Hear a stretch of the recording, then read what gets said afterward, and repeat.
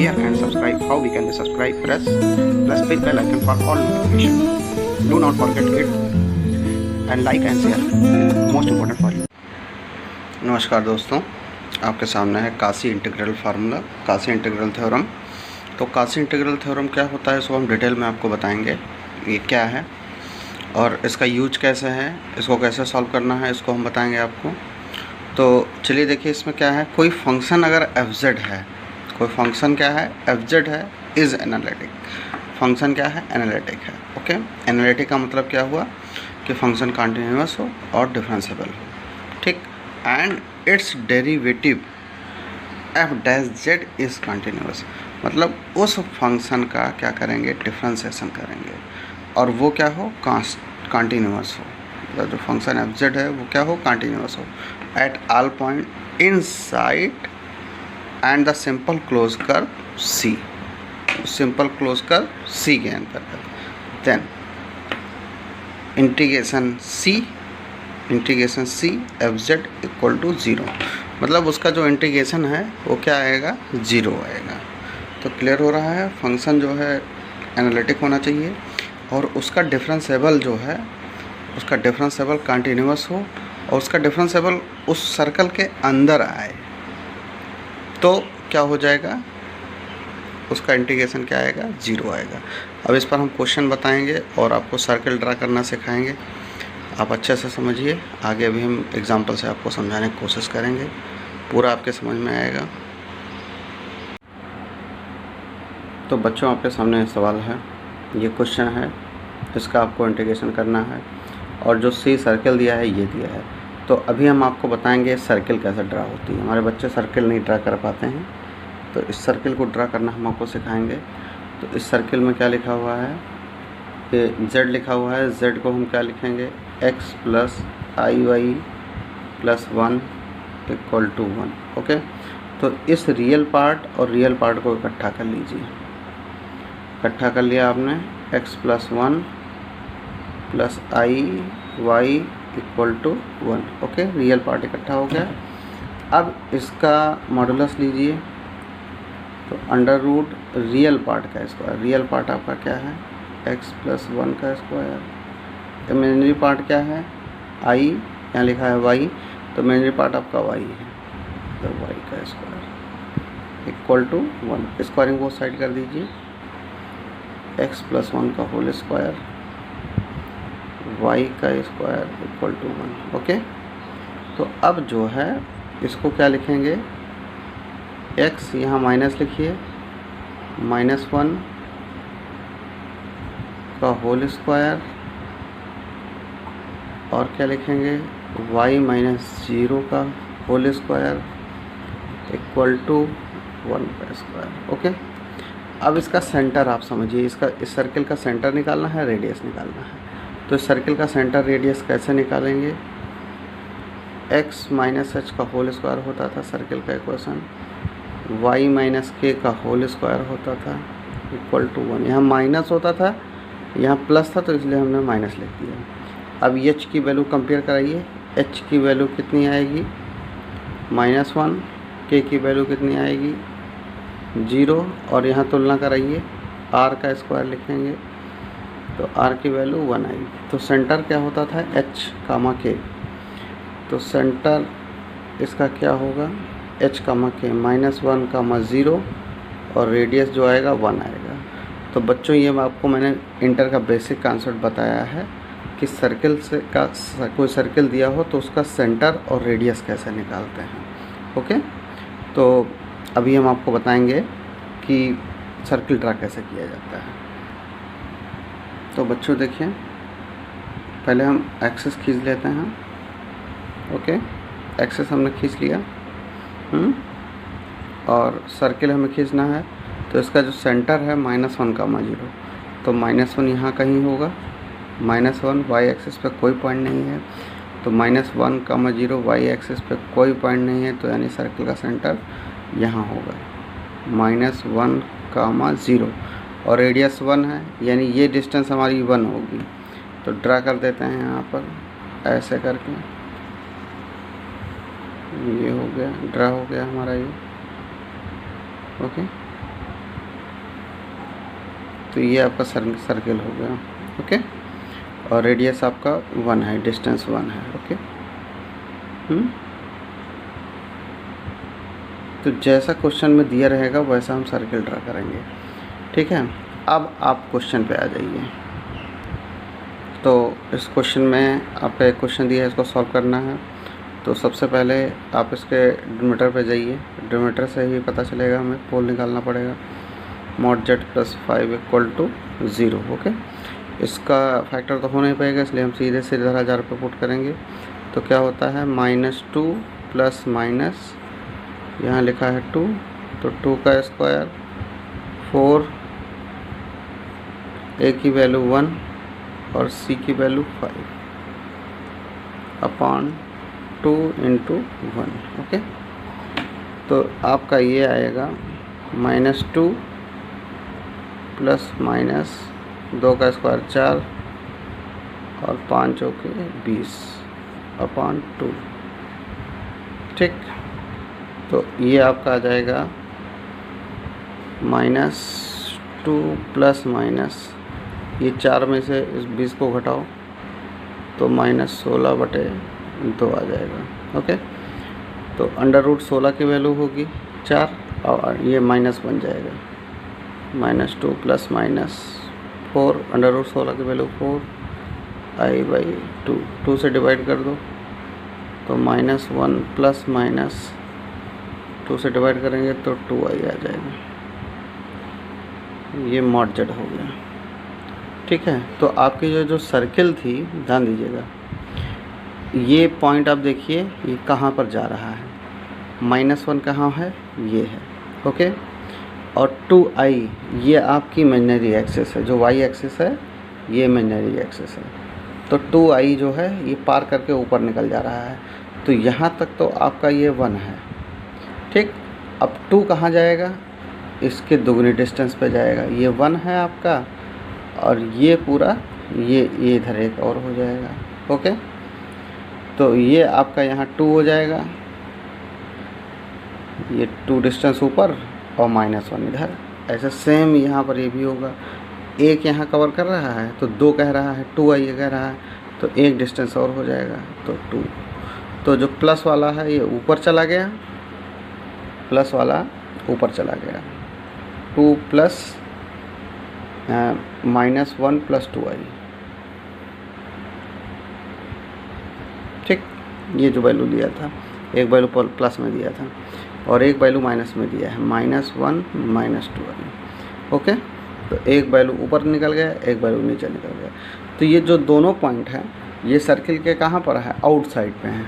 कहाँ पर हैं, आउटसाइड पे हैं। तो जब ये आउटसाइड पे हैं तो इस सर्किल के अंदर नहीं मिल रहे हैं, इनसाइड नहीं मिल रहे हैं। अगर इनसाइड मिल रहे होते तो हम इसको सॉल्व करते, तो आउटसाइड मिल रहे हैं, तो सीधे जो थ्योरम थी उस थ्योरम के अकॉर्डिंग, काशी इंटीग्रल थ्योरम के अकॉर्डिंग इसका मान क्या हो जाएगा, पूरे इंटीग्रेशन का मान 0 हो जाएगा। तो इसका जो आंसर आएगा, इस क्वेश्चन का जो आंसर आएगा, z², तो इस इंटीग्रल का जो आंसर आएगा वो 0 आएगा। ओके, तो ये आपका आंसर जो हुआ, इस क्वेश्चन का आंसर हुआ 0। अब कुछ बच्चे तो इससे सीधे आंसर पता कर लेते हैं क्या आएगा, लेकिन आपको पूरा प्रोसेस करना पड़ेगा, सर्किल ड्रा करना पड़ेगा और पूरा सॉल्व करना पड़ेगा बच्चों। चलिए अगले क्वेश्चन पे ले चलते हैं आपको। तो बच्चों आपके सामने ये क्वेश्चन है। इस क्वेश्चन में क्या है, c is the square vertices दिया गया है। तो इस वर्टिसेस से आप फिगर ड्रा करोगे। तो चलिए देखिए फिगर कैसे आपको बनाना है। तो सबसे पहले x एक्सिस और y एक्सिस खींच दीजिए। अब इसमें देखिए एक डिस्टेंस x एक्सिस, तो जो x एक्सिस है वो रियल पार्ट है आपका, x एक्सिस जो है वो रियल पार्ट है और y एक्सिस जो है वो इमेजिनरी पार्ट है। ओके, तो चलिए देखिए, यानी एक डिस्टेंस किस पर, x एक्सिस पे, और एक डिस्टेंस जो है y एक्सिस पे।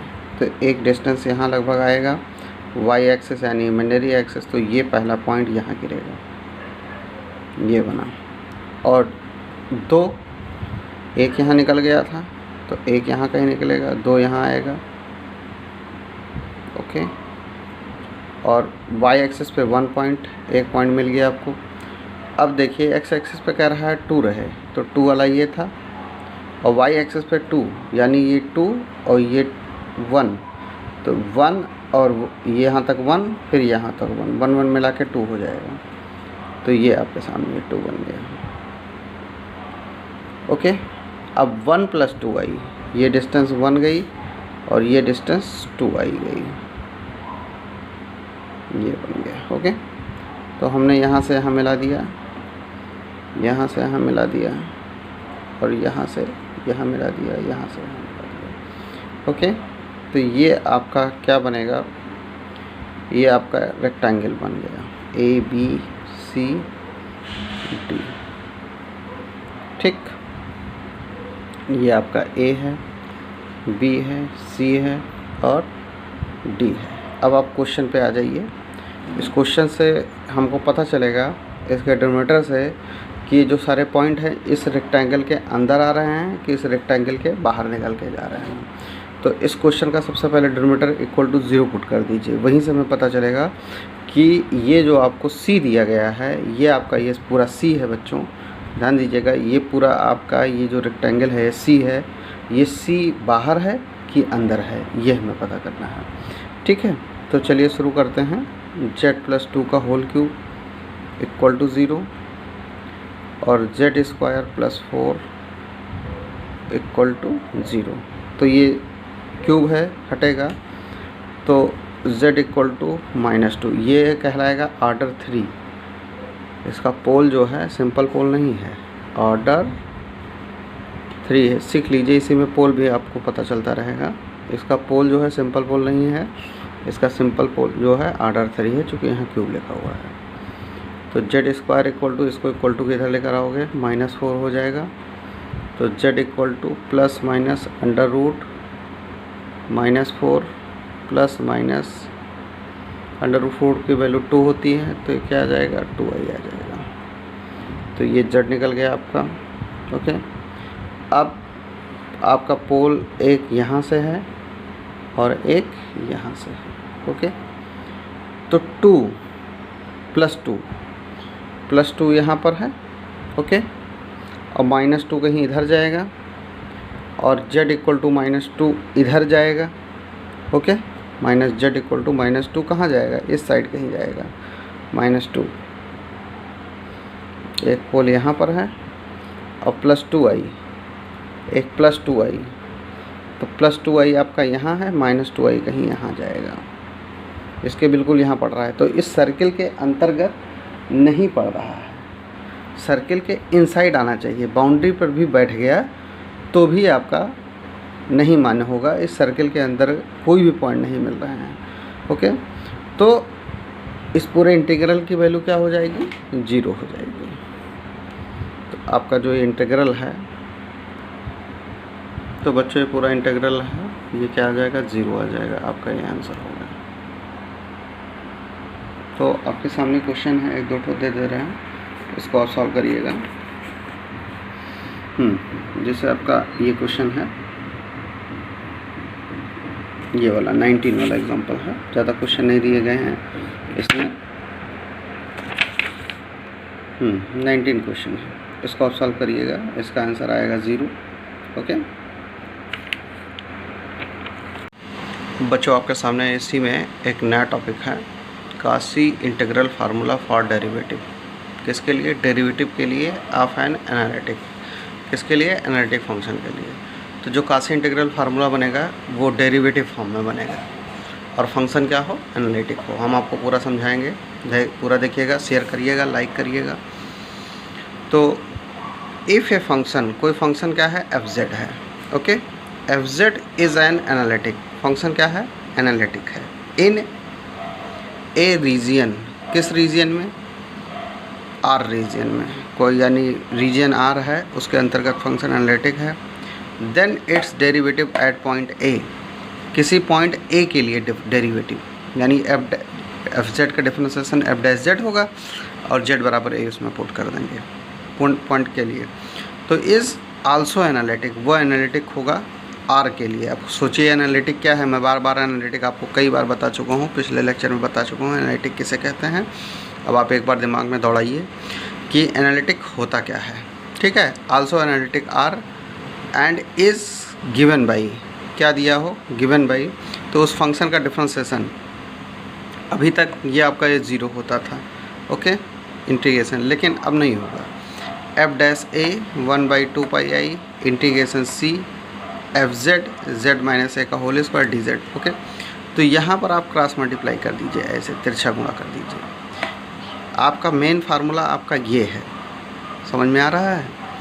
आपका मेन फार्मूला ये है, ये कुछ ये LHS है, इसको सॉल्व करेंगे आपका क्या मिलेगा, 2 पाई आई एफ डैश ए एक ब्रैकेट, ये आपका बन जाएगा, ओके। तो अभी और इसका हम डेरिवेटिव बताते हैं आपको, चलिए देखिए आगे। तो ये आपका थ्योरम है, इस थ्योरम को नोट कर लीजिए। और अक्सर पूछ लिया जाता है कि डेरिवेटिव फॉर्म क्या है, तो आपको ये पूरा डेफिनेशन लिखना पड़ेगा। तो बच्चों आपके सामने ये क्वेश्चन है, ये इंटीग्रेशन, ये भी हमने आपको बताया कि यहाँ 2 है तो यहाँ एक बार डिफ्रेंसिएशन होगा, ओके। अब यहाँ अगर 3 आ गया है तो 2 पाई आई अपॉन फैक्टोरियल 2, 3 में से 1 घटेगा, फैक्टोरियल 2, यहाँ 2 बार डिफ्रेंसिएशन होगा। 2 है तो 1 बार डिफ्रेंसिएशन, 3 है तो 2 बार डिफ्रेंसिएशन, और 4 है तो 3 बार डिफ्रेंसिएशन, यहाँ फैक्टोरियल 3 हो जाएगा। क्लियर हो रहा है। यहाँ 2 था तो अपॉन फैक्टोरियल 1, 3 है तो फैक्टोरियल 2, 4 है तो फैक्टोरियल 3। अब इसका nth फार्मूला अगर लिखना हो तो आपके सामने ये nth फार्मूला है, एफ जेड जेड माइनस ए की पावर n+1, n है, n+1 है तो यहाँ फैक्टोरियल n हो जाएगा, और यहाँ पर एफ एन ए हो जाएगा। तो ये आपका है formula, Cauchy's integral formula and derivative form. इतने फार्मूले हैं, आप नोट कर लीजिए इसको। और अभी इस पर हम क्वेश्चन बता रहे हैं, क्वेश्चन कैसे लगेगा। तो बच्चों आपके सामने एक क्वेश्चन है, ये दिया गया है। तो सबसे पहले आप इसका सर्कल निकालिए, सर्कल आपको ड्रा करना होगा। ये z लिखा हुआ है, इस z को क्या लिखेंगे, x + i/2 = 1/2। ये आपका आएगा x - 2 + i/y 1/2। तो ये क्या हो जाएगा, √ x - 2 का होल स्क्वायर, y का स्क्वायर 1/2। स्क्वायरिंग बोथ साइड करेंगे तो x - 2 का होल स्क्वायर, y - 0 का होल स्क्वायर, 1/2 का होल स्क्वायर, ओके।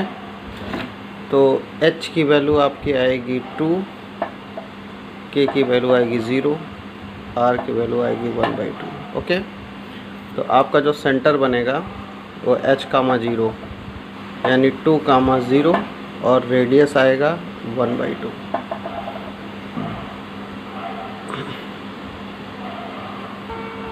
तो बच्चों आपके सामने ये 2, 0 आया है, रेडियस 1/2 है। तो इसका जो सेंटर है वो 2 पर है, यानी ये 1 डिस्टेंस 2 डिस्टेंस, और रेडियस हाफ है, यानी रेडियस कहीं यहाँ से मूवमेंट होगा, ओके। तो ये आपका सर्किल ड्रा हो गया, ये 1 है और ये 2 है, 2, 0, और रेडियस जो है r की वैल्यू 1/2 है। अब आप पोल पे जाना है, इसका पोल निकालिए और देखिए पॉइंट कहाँ जा रहा है। तो z² - 3z + 2 = 0, 2 × 2, 2 + 1 3, z² 2z - z + 2 = 0। तो z - 2, z कॉमन कर लेंगे, इसमें -1 कॉमन कर लेंगे तो z - 2, तो z - 2 एक ब्रैकेट में, z - 1 एक ब्रैकेट में। तो z = क्या मिलेगा, 1, और क्या मिलेगा, 2। अब पॉइंट देखिए, पोल आपके कहाँ कहाँ जा रहे हैं। z = 1 आपका एक पोल यहाँ पर है और एक पोल यहाँ पर जा रहा है, 2 पोल आपके दिख रहे हैं। तो z = जो 1 है ये आउटसाइड है, और z = 2 जो है वो इनसाइड है, ओके। अब इसी पर आपका यहीं से स्टार्ट होगा। तो बच्चों ये z = जो 2 है ये इनसाइड है, इसी पर हमें मिलेगा, और 1 जो है ये आउटसाइड निकल गया है। तो क्वेश्चन देखिए कैसे इस पर टल्ड होगा। C Z Z square 3z plus 2 into D Z. Okay, तो z इसका फैक्टर क्या आया है, एक पोल आया है 1, तो यानी z माइनस 1, एक पोल आया है 2, तो यानी z minus 2 into D Z. तो किस पे मिला है हमें पोल, 2 पे मिला है ना, जो सर्कल के अंदर है, तो इसको रोकेंगे और इसको हम बाहर कर देंगे। तो चलिए देखिए, z minus 1 upon z minus 2 into D Z. Okay, तो ये जो 2 है ये आपका कहाँ पर है, यही 2 पे पोल निकालना है ना, इसीलिए इसको हम डिनोमिनेटर में रखेंगे। तो फार्मूले के according 2 pi I F Z और z बराबर 2, जो सर्किल के अंदर है वही पोल हम लेंगे। तो एफ जेड आपका ये क्या है, ये पूरा है, यहीं पर आप क्या करिए 2 पुट कर दीजिए। तो 2 पाई आई 2 पुट करिए इसमें, 2 माइनस 1 2 पाई आई, 2 में से 1 घटेगा 1 आएगा, 2 दूनी 4, 4 पाई आई आपका आंसर। तो इस तरह से इस इंटीग्रल को हमने सॉल्व किया। तो बच्चों आपके सामने ये क्वेश्चन है, दिख रहा है, कासी integral formula 2z plus 1 Z square plus Z D Z. इसको आप सॉल्व करिएगा, आंसर बताइएगा हमको। और ये क्वेश्चन है आपके सामने, इसको सॉल्व करिएगा। एग्जांपल 27, आंसर बताइएगा हमको कितना आ रहा है, सॉल्व करना है आपको, आंसर दिखा दे रहे हैं 2 आएगा। इंटीग्रेशन tan z, इसको सॉल्व करिएगा, आंसर बताइएगा क्या आएगा, इसका सोल्यूशन भी दिखा दे रहे हैं हम आपको। ठीक है, तो इतने क्वेश्चन हैं आपके सामने। एक क्वेश्चन और है, इसको सॉल्व करिएगा। एग्जांपल 32, ज़्यादातर एग्जांपल ही पूछे जाते हैं आपके एग्जामिनेशन में, तो इसलिए फोकस रहिएगा।